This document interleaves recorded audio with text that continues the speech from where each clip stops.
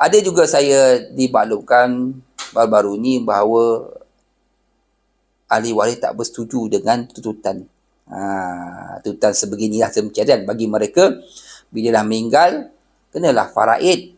Kenapa nak harta sepecahan lagi?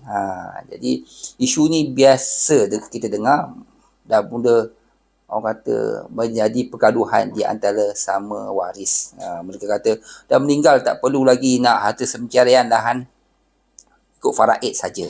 Jadi saya nak maklumkan di sini itu adalah hak. Harta sepencarian ni adalah hak suami atau isteri. Boleh tuntut. Sebelum kita faraid, kita boleh tuntut harta sepencarian. Ini sebagaimana kita lihat dalam seksyen Akta ataupun Undang-Undang Keluarga Islam Negeri Selangor saya ambil, seksyen 122. Di sini kuasa mahkamah memerintahkan pembahagian harta sepencarian. Saya bacakan sikit dari akta.